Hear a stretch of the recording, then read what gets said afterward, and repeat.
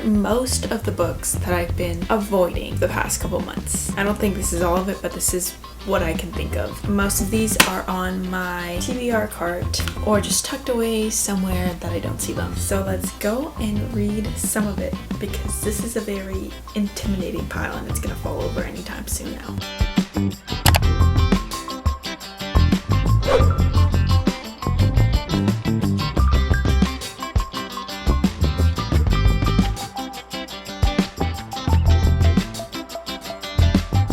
Hello guys, the first book we're reading in this video is Part of Your World by Abby Jimenez. This story follows Alexis and Daniel. Alexis is a city girl who works as a doctor in a hospital where their family is very well known. She's very rich and affluent like the rest of her family, and Daniel is a small town guy living a simple life in his farm while running his Airbnb. Daniel and Alexis meet each other after Alexis's car drives off a ditch and Daniel pulls her out. They end up having a one-night stand and things go on from there. There's also problems rising in their individual lives, and yeah, that's my quick and simple explanation of the story. I am on chapter 14, 118 pages in out of 372. My thoughts so far in this book. Their love story is very like insta-lovey. They met and they feel like there's already a spark and they love each other. But you know, I usually don't like that because I like the emotional connection first, and because their relationship was like physical first, I tend to not like that. But this book, I'm actually loving it here. Sometimes I feel like it's a little bit too much because I'm like, you guys just met, like you need to cool your horses.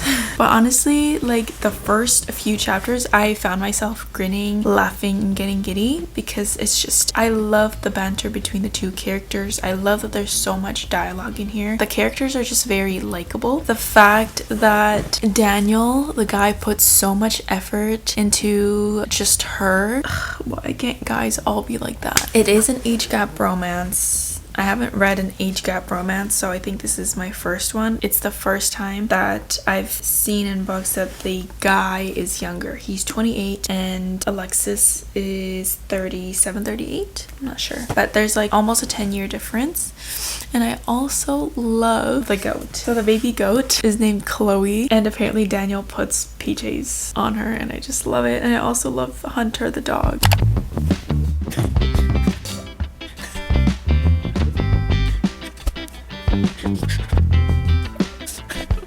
Guys, I think it's time for an update. I am this much into the book, page 230. This book is so good. I'm listening to the audio book too while reading it because it just adds something else and it makes it even more funnier because I listen to the audio book at like 1.75 speed while I'm reading, and the audiobook has like different characters narrating it. Like there's a woman and a man for Alexis and Daniel, and Daniel narrator does the girl voices, and it's just so funny to me. And chapter 25 oh my god, I feel so crazy right now. Chapter 25 was so funny. That's what you just saw me reading and listening to, and it was hilarious.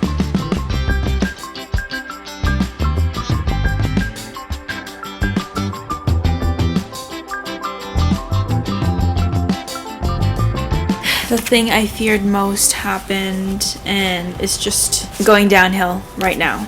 So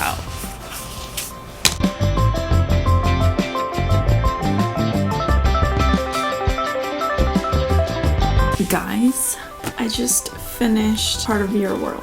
Oh my god, I can't even explain how much I love this book. It's definitely a 5-star. It was so good. You know how I know it was 5-star? It's because from the beginning, I was laughing. I was laughing and grinning and I was giddy. And throughout this whole book, I felt the same. I love Doug. If you've read this book and know about Doug and what he's done, he's so funny. I love him. Perfect. I can't believe this was sitting on my shelf for so long and I haven't read it. Like, I love how this is all rom-com-y, but there's this other conflict that each character is facing that just added to it, and I was literally like, no, what is going on? You need to make it work. This was so good. I have no words.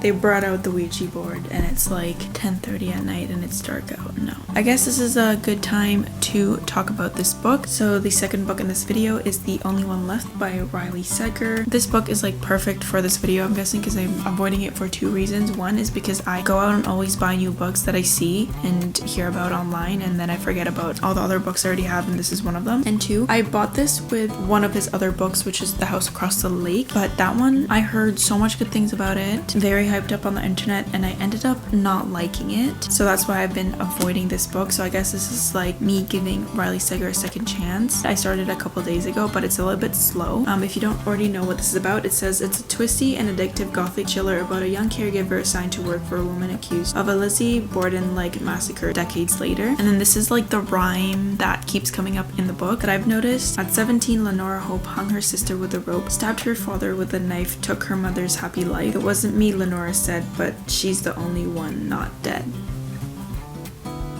I read that to my friend yesterday and she was like, are you okay? I'm like, that is like creepy. The young caregiver, which is whose point of view we're in this book, is named Kit. Kit works at this like healthcare home care agency, and she's assigned this task or contract to be a live-in carried for this woman who lives in the hills, and apparently people who live in the hills are like crazy wealthy. She's excited to be part of that because she's having like troubles at home with her father, but then she finds out who she's caring for, who is Lenora Hope. Lenora Hope is like hated across town, I guess, because of what she did. So she's a little bit hesitant, but this is like the only job that will take her out of her childhood house and away from her father. So she takes it, she gets there, and it's like she instantly gets like weird eerie vibes just being in the presence of the house. And then she meets Lenora. She is like in her 70s, she's paralyzed, she can only use her left hand, but anyways, she gets a tour, she finds out where everything happened. And tell me why this crazy rich family doesn't choose to change their red carpets. She finds like bloodstains all over them, and it's just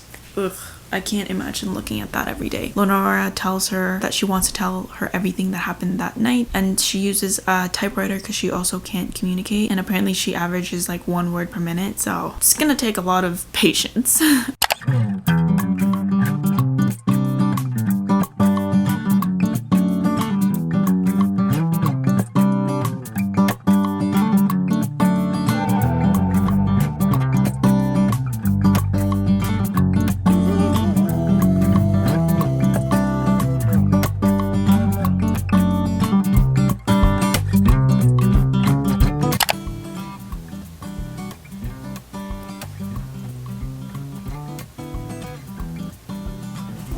Oh my god, this book is messed up, okay?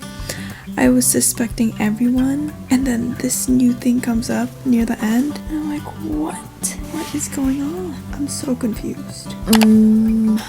I just finished this book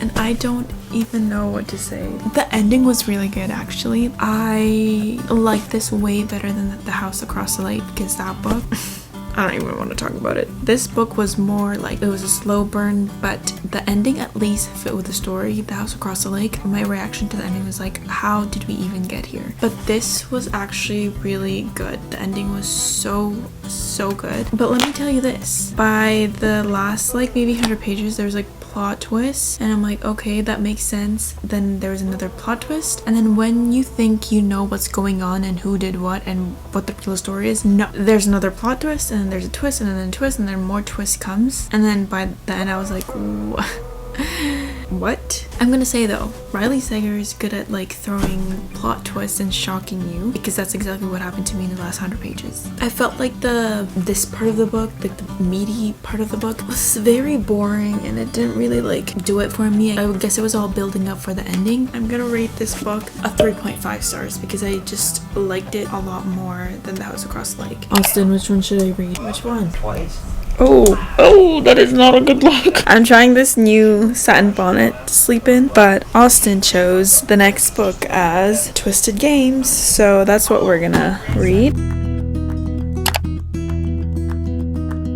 Hello guys, it's been a few days since I filmed, but last night Austin picked the third book in this video, which is Twisted Love. This is the second book in the Twisted Love series. I think the author said that all these could be standalones, but she recommends to read them in order because the characters from the last book, Ava and Alex, just show up in this book and it kind of spoils the major plot twist in that book, so I definitely recommend reading that first. The reason why I kind of like avoided this book is because the first book was very out of this world spicy. Like, I know some people like that, and I do like some spice here and there, but that was like just a little bit too much for me at that moment, I think. And I was just surprised, like, I've seen young girls, maybe younger than 14 or 15, reading this in public, and I'm like, oh, it's probably just like cutesy little love story. But when I picked up the first book, flipped to a random page, the first sentence that I see was not a little cute little love story.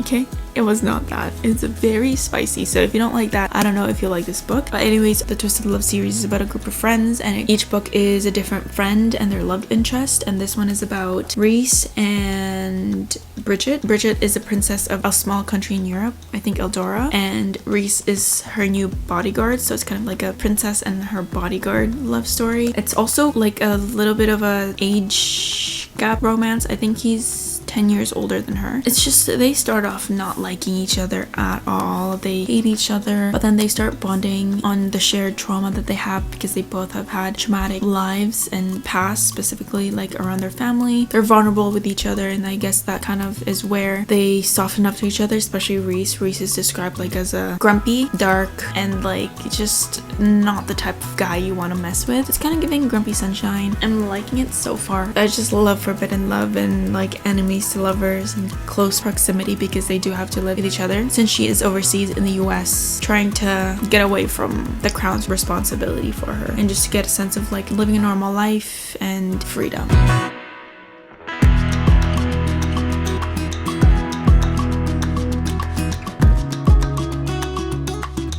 Hello everybody, I'm back with an update. I'm like 75% through the book. I have around a quarter of it left, and I've been reading on my Kindle as well at night because it's just easier, and I'm on chapter 40. So I actually read the back, and it does give some details of what happens. I thought I couldn't mention it in the beginning because I thought it'd spoil it, but let me just tell you what this book really is about and what's been happening. So Bridget, the princess, is put under a lot of pressure recently after finding out that her brother Nikolai, or Nick as they like to call him, stepped down because he was the next in throne to be king. So the brother abdicated because he fell in love with this girl Sabrina, who was a flight attendant and also called a commoner, and based on the crown's law or royal marriage law, he can't take over the throne if he married a commoner. So now Bridget is being trained to be the queen. The grandfather is not doing well, and she's taking on a lot more responsibilities and everything, and you know what that means for Reese and her. So Reese and Bridget are from different worlds. Obviously they've fallen in love, but her duty as future queen has basically made that impossible for them. I got to chapter 40, and this is like the climax of the conflict, and I don't know where it's gonna go. I feel like it just all exploded. I have a few predictions. Obviously I won't say them, but I have a really strong prediction based on what I've gathered so far, and I hope it's true.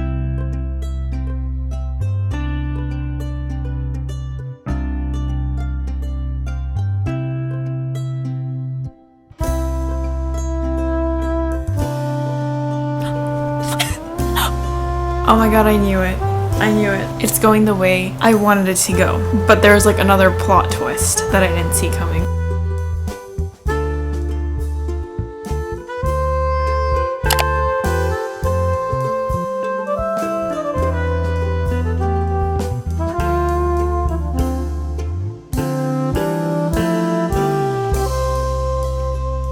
Hello guys, it's a couple days later. Honestly, this whole video, everything, I think has taken me at least 2 weeks to film because I was filming another video in between, and then Austin came, and then we did a whole bunch of stuff throughout the week, and I didn't get much reading time. But I'm going to finish legendary. I had a night shift yesterday and I didn't have sleep, like a nap later on in the day, and I was basically awake for 24 hours straight, and I don't recommend that. I literally got home, showered, and crashed for 8 hours. I said I was gonna read all day and finish this book, but I got like a fourth of the way in. But as you guys know, this is the second book in the Caraval trilogy. I think this is going a bit better than the first one. This one's definitely more fast-paced, more things going on, and it's just more interesting. I'm not gonna say much because I don't want to ruin the first book, but this book is in Donatella's point of view. The last book was in Scarlet's. Both sisters are again in Caraval, and Donatella needs to basically win this game because she made a bargain with someone and get something that she's really wanting for such a long time. I don't know if I can tell you guys. It doesn't say in the description, so I won't say it. So far, like I said, this book is a lot more interesting than the first one, especially because the first one was really slow. I guess there was a lot of world building,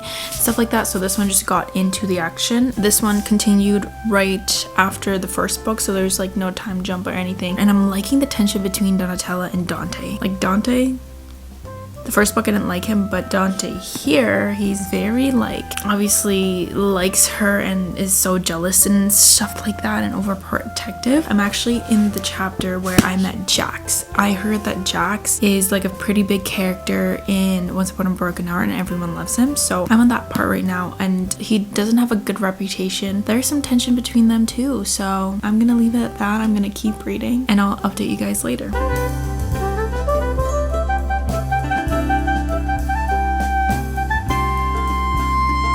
This book just took a turn, and I don't know if I'm liking Jax, but everyone loves him in Once Upon a Broken Heart, so I'm gonna keep my mind open.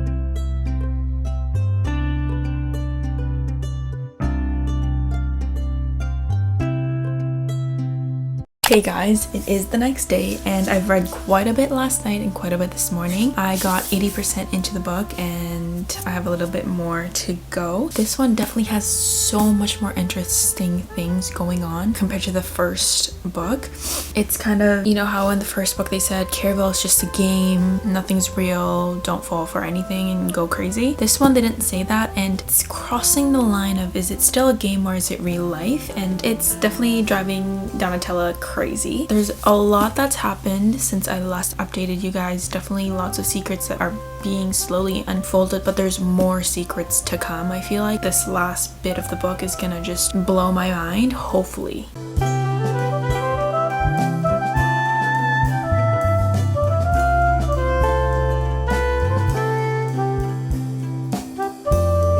Hey guys, it's a little bit later and I finished Legendary. I have no words to describe what just happened. Like, I'm still confused. I feel like there's still one thing that has a loose end to it. Plot twist at the end, I saw that coming, but then there was another plot twist at the end that I was like, what? I am so confused. What is happening? This book was a lot better than Caraval. I rate it a 4.5 stars. I loved Dante and Donatella in this. Just everything about them, their chemistry, and this just the romantic tension between them. Ugh, it was so good. And Jax, I don't know what happened to him. They didn't explain what happened to him at the end, so I'm curious to what his role will be in finale and Once Upon a Broken Heart. I especially loved the writing. It just flowed and it was easy to read, didn't take much brain power, and it was just lyrical and poetic. The audiobook was amazing too. If you are looking to listen to audiobooks, this series would be it. Anyways, I think this is where I'm gonna end the video. I read 4 books in this video. I don't even remember what I read because it took me 2 to 3 weeks to complete this video. So I read Part of Your World by Abby Jimenez, The Only One Left by Riley Sager, Twisted Games by Ana Huang, and Legendary by Stephanie Garber. Sometimes when I pick up a book that I've been avoiding for such a long time and I read it and end up loving it, I don't know why it's just been sitting on my shelves when this whole world inside of it exists, and it just feels so good to read something I thought I wouldn't like. If you made it this far into the video, thank you so much for watching. I hope you enjoy it, and if you liked it, maybe give it a thumbs up and subscribe, but hopefully I see you in another video. Bye.